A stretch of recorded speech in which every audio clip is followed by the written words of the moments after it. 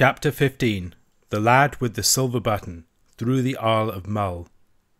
The Ross of Mull, which I had now got upon, was rugged and trackless, like the isle I had just left, being all bog and briar and big stone. There may be roads for them that know that country well, but for my part I had no better guide than my own nose, and no other landmark than Ben Moor.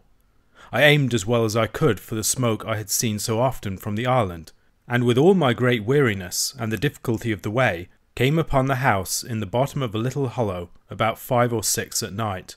It was low and longish, roofed with turf and built of unmortared stones, and on a mound in front of it an old gentleman sat smoking his pipe in the sun.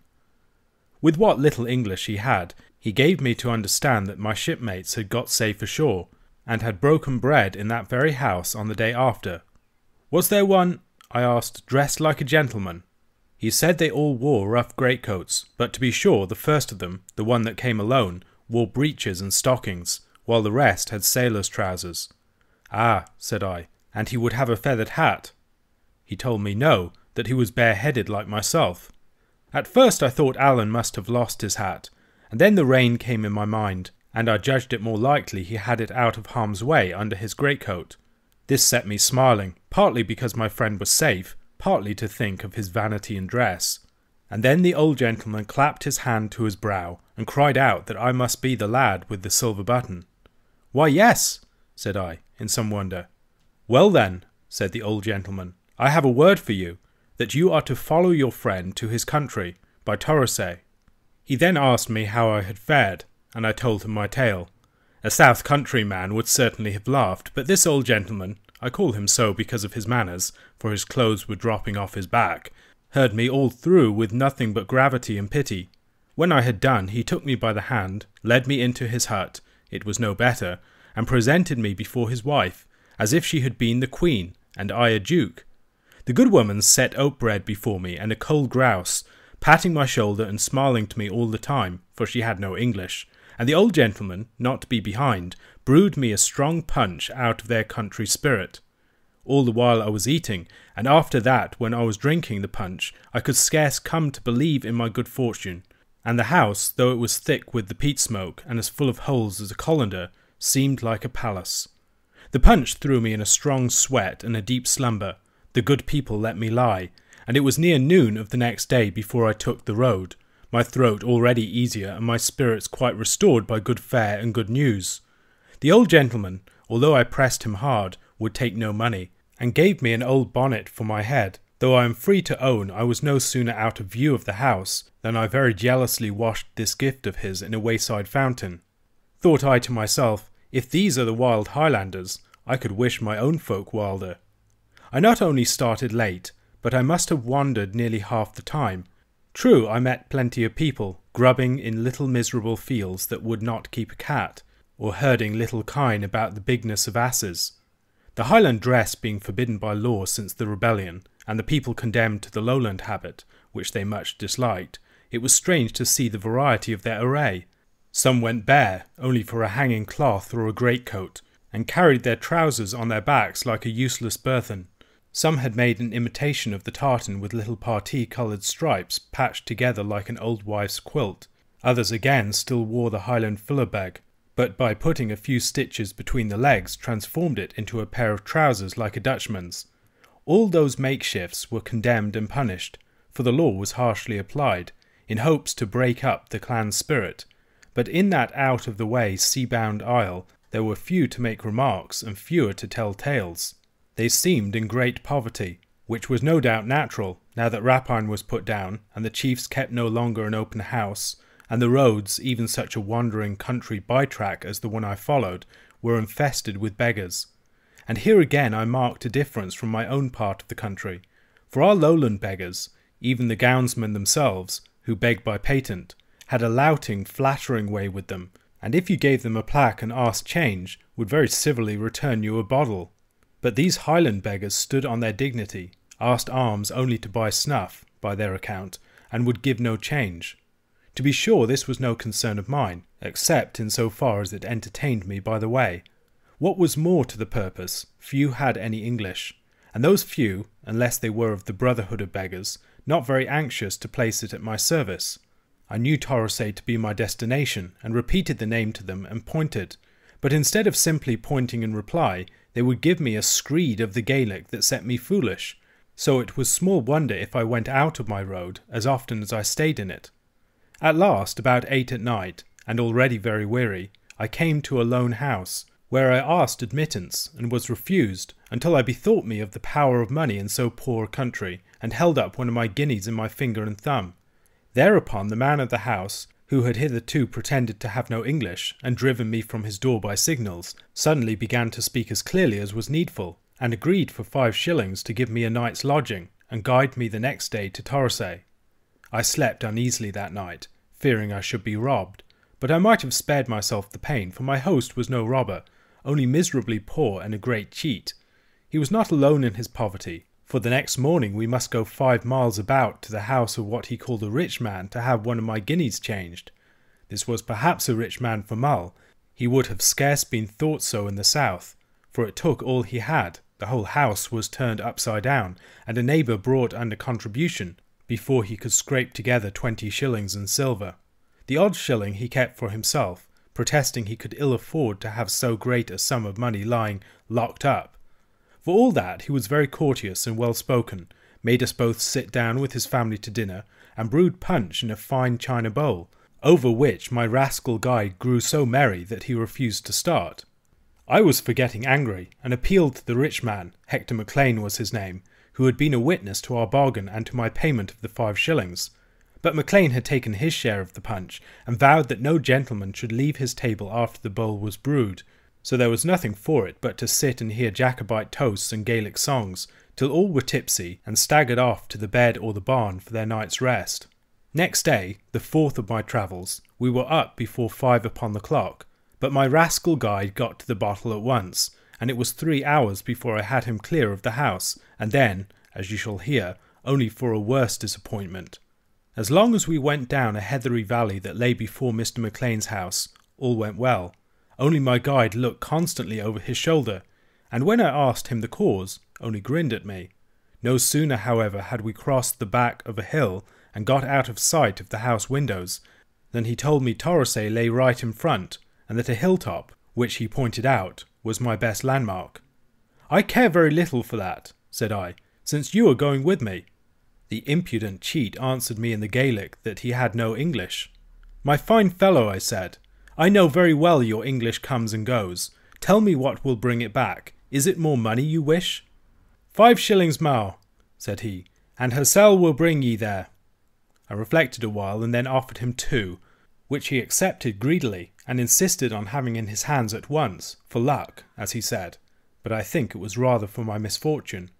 The 2 shillings carried him not quite as many miles, at the end of which distance he sat down upon the wayside and took off his brogues from his feet, like a man about to rest. I was now red hot. "Ha!" said I, "have you no more English?" He said impudently, "No." At that I boiled over, and lifted my hand to strike him, and he, drawing a knife from his rags, squatted back and grinned at me like a wildcat.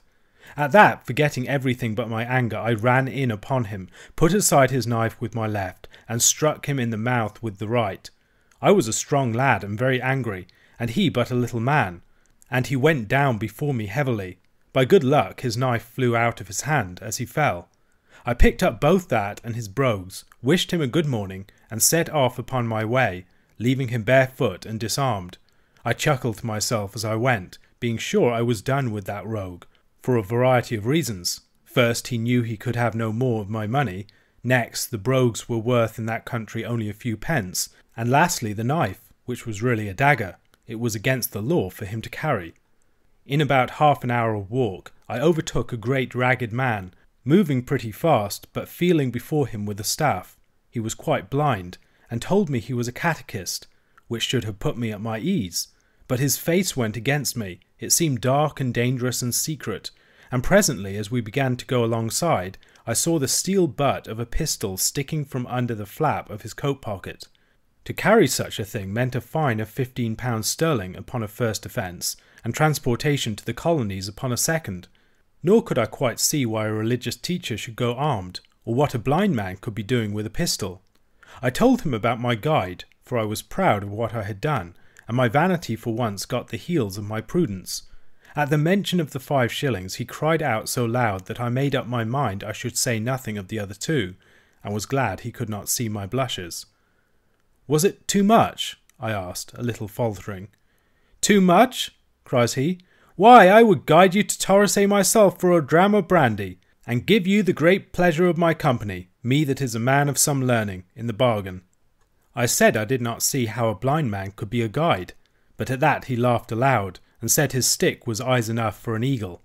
"In the Isle of Mull at least," says he, "where I know every stone and heather bush by mark of head. See now," he said, striking right and left as if to make sure, "down there a burn is running, and at the head of it there stands a bit of a small hill with a stone cocked upon the top of that, and it's hard at the foot of the hill. That's the way runs by to Torosay, and the way here, being for droves, is plainly trodden, and will show grassy through the heather."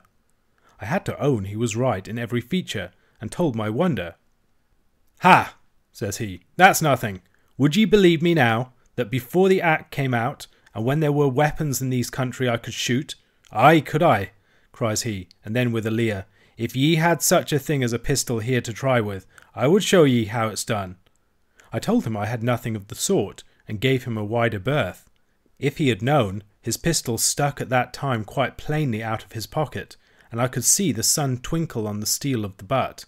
But by the better luck for me he knew nothing, thought all was covered, and lied on in the dark. He then began to question me cunningly, where I came from, whether I was rich, whether I could change a 5-shilling piece for him, which he declared he had that moment in his sporran, and all the time he kept edging up to me and I avoiding him. We were now upon a sort of green cattle track, which crossed the hills towards Torosay, and we kept changing sides on that like dancers in a reel. I had so plainly the upper hand that my spirits rose, and indeed I took a pleasure in this game of blind man's buff, but the catechist grew angrier and angrier, and at last began to swear in Gaelic, and to strike for my legs with his staff. Then I told him that, sure enough, I had a pistol in my pocket as well as he, and if he did not strike across the hill due south, I would even blow his brains out. He became at once very polite, and after trying to soften me for some time, but quite in vain, he cursed me once more in Gaelic, and took himself off. I watched him striding along, through bog and briar, tapping with his stick, until he turned the end of a hill and disappeared in the next hollow. Then I struck on again for Torosay, much better pleased to be alone than to travel with that man of learning. This was an unlucky day, and these 2, of whom I had just rid myself, one after the other, were the 2 worst men I met with in the Highlands. At Torosay, on the Sound of Mull, and looking over to the mainland of Morven, there was an inn with an innkeeper, who was a MacLean, it appeared, of a very high family, for to keep an inn is thought even more genteel in the Highlands than it is with us, perhaps as partaking of hospitality, or perhaps because the trade is idle and drunken. He spoke good English, and finding me to be something of a scholar, tried me first in French, where he easily beat me, and then in the Latin, in which I don't know which of us did best. This pleasant rivalry put us at once upon friendly terms, and I sat up and drank punch with him, or to be more correct, sat up and watched him drink it, until he was so tipsy that he wept upon my shoulder. I tried him, as if by accident, with a sight of Allen's button, but it was plain he had never seen or heard of it. Indeed, he bore some grudge against the family and friends of Ardshiel, and before he was drunk he read me a lampoon, in very good Latin, but with a very ill meaning, which he had made in elegiac verses upon a person of that house. When I told him of my catechist, he shook his head, and said I was lucky to have got clear off. "That is a very dangerous man," he said. "Duncan Mackay is his name. He can shoot by the ear at several yards, and has often been accused of highway robberies, and once of murder. The cream of it is," says I, "that he called himself a catechist." "And why should he not," says he, "when that is what he is? It was MacLean of Duart gave it to him because he was blind. But perhaps it was a pity," says my host, "for he is always on the road, going from one place to another to hear the young folks say their religion, and doubtless that is a great temptation to the poor man." At last, when my landlord could drink no more, he showed me to a bed, and I lay down in very good spirits, having travelled the greater part of that big and crooked island of Mull, from Errard to Torosay, 50 miles as the crow flies, and with my wanderings much nearer 100, in 4 days and with little fatigue. Indeed, I was by far in better heart and health of body at the end of that long tramp than I had been at the beginning.